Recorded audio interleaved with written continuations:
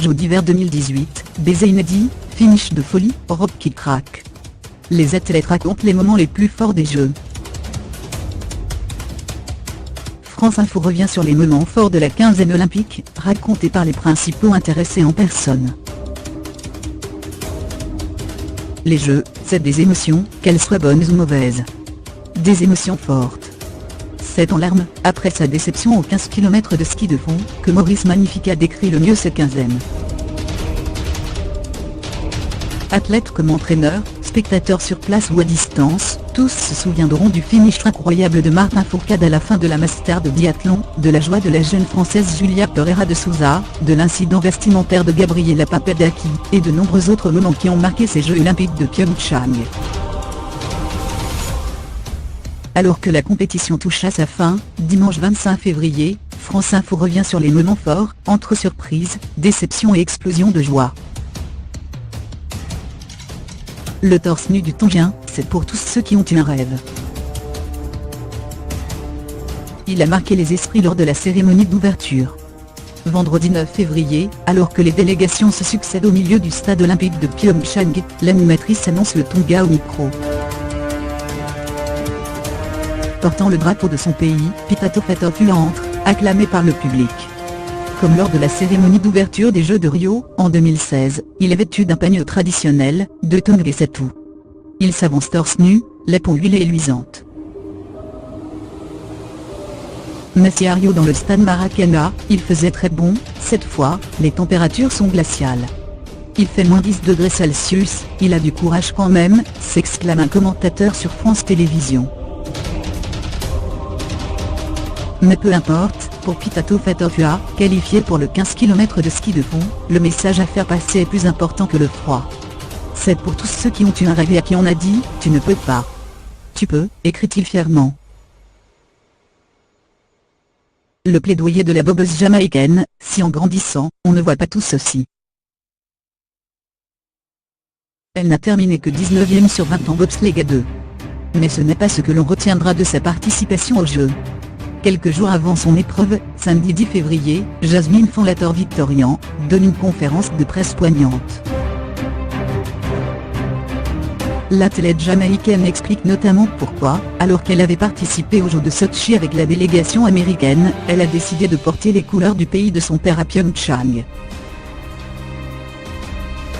C'est important que les jeunes filles et les jeunes garçons voient quelqu'un qui leur ressemble, qui parle comme eux, qui a la même culture, les mêmes cheveux crépus et fous, la même peau sombre, souligne l'athlète, retenant difficilement ses larmes. Elle continue, très émue et applaudie par la salle, si, en grandissant, on ne voit pas tout ceci, on se dit qu'on ne peut pas y arriver. Et ce n'est pas normal. Je voulais que mes compatriotes jamaïcains voient que s'ils veulent être athlètes aux Jeux d'hiver et faire du ski alpin, c'est possible. Parce qu'aujourd'hui, ils voient des Jamaïcains ici. Les pom-pom girls nord-coréennes, elles ont mis l'ambiance. Elles ont souri, chanté et dansé, dans une chorégraphie synchronisée à la perfection. Elles ont surpris aussi. Samedi 10 février devant le match opposant la Corée unifiée à la Suisse en hockey féminin, les spectateurs ont découvert 230 pom-pom girls nord-coréennes assez particulières. Reste du programme court de patinage artistique, le 19 février 2018 à Pyeongchang, Corée du Sud, pour le Forum Yuri LFP. Avatar. Les Jeux, c'est des émotions, qu'elles soient bonnes ou mauvaises. Des émotions fortes. C'est en larmes, après sa déception aux 15 km de ski de fond, que Maurice Magnificat décrit le mieux cette quinzaine. Athlètes comme entraîneurs, spectateurs sur place ou à distance, tous se souviendront du finish incroyable de Martin Fourcade à la fin de la Master de biathlon, de la joie de la jeune Française Julia Pereira de Souza, de l'incident vestimentaire de Gabriela Papadaki, et de nombreux autres moments qui ont marqué ces Jeux olympiques de Pyeongchang.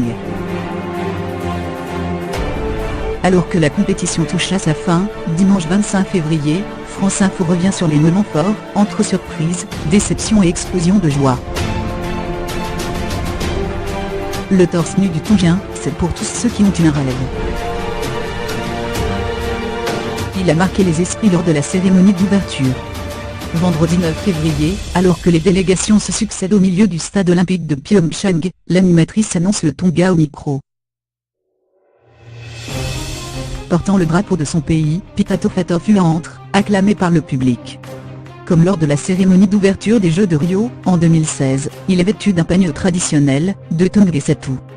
Il s'avance torse nu, la peau huilée et luisante. Mais à Rio dans le stade Maracana, il faisait très bon, cette fois, les températures sont glaciales. Il fait moins 10 degrés Celsius, il a du courage quand même, s'exclame un commentateur sur France Télévisions. Mais peu importe, pour Pitato Fatofua, qualifié pour le 15 km de ski de fond, le message à faire passer est plus important que le froid. C'est pour tous ceux qui ont eu un rêve et à qui on a dit « tu ne peux pas ». Tu peux, écrit-il fièrement. Elle n'a terminé que 19e sur 20 en bobsleigh à 2. Mais ce n'est pas ce que l'on retiendra de sa participation aux Jeux. Quelques jours avant son épreuve, samedi 10 février, Jasmine Fonlator-Victorian donne une conférence de presse poignante. L'athlète jamaïcaine explique notamment pourquoi, alors qu'elle avait participé aux Jeux de Sotchi avec la délégation américaine, elle a décidé de porter les couleurs du pays de son père à Pyeongchang. C'est important que les jeunes filles et les jeunes garçons voient quelqu'un qui leur ressemble, qui parle comme eux, qui a la même culture, les mêmes cheveux crépus et fous, la même peau sombre, souligne l'athlète, retenant difficilement ses larmes. Elle continue, très émue et applaudie par la salle. Si, en grandissant, on ne voit pas tout ceci, on se dit qu'on ne peut pas y arriver. Et ce n'est pas normal. Je voulais que mes compatriotes jamaïcains voient que s'ils veulent être athlètes aux Jeux d'hiver et faire du ski alpin, c'est possible. Parce qu'aujourd'hui, ils voient des Jamaïcains ici. Les pom-pom girls nord-coréennes, elles ont mis l'ambiance. Elles ont souri, chanté et dansé, dans une chorégraphie synchronisée à la perfection. Elles ont surpris aussi. Samedi 10 février devant le match opposant la Corée unifiée à la Suisse en hockey féminin, les spectateurs ont découvert de 103 pom-pom girls nord-coréennes assez particulières. Surnommées l'armée de beauté en Corée du Sud, vêtues d'anoraks et de pantalons rouges, ces jeunes femmes ont animé l'épreuve, et rythmé le match par leurs cris et leurs chants. Difficile toutefois de savoir comment elles ont vécu ces Jeux. Les approcher à moins de quelques mètres, vous exposer à un échange musclé avec leur escorte de suiveurs, raconte un journaliste de Libération sur place. Mais ces supportrices surmotivées, ont ravi les fans présents sur place. Je ne m'y attendais pas. Je les ai découvertes, je n'en avais même pas encore entendu parler, j'avoue que ça m'a vraiment surpris, raconte à France Info un spectateur. Avant de voir qu'elles étaient nord-coréennes, je me demandais pourquoi elles agissaient comme un régiment militaire, poursuit ce Français venu assister au match entre la Corée et la Suisse. Elles ont mis l'ambiance avec des chants, et des chorés très bien répétés. C'était assez impressionnant, car elles étaient éparpillées par groupe de 30 environ. Il y avait une dizaine de groupes. La spirale de la mort en patinage, il n'y a pas de raison d'avoir peur. L'image est impressionnante. Un photographe de l'AFP a capturé l'instant parfait, durant le programme libre de patinage artistique, le 15 février. Sur sa photo, on voit la lame des patins du Russe Alexei Rogunov à quelques centimètres à peine du visage de sa partenaire, Kristina Astakova. C'est une situation habituelle, commente son partenaire Alexei Rogunov à France Info. Il s'agit de la Death Spiral ou la spirale de la mort, c'est la figure la plus facile en patinage en couple.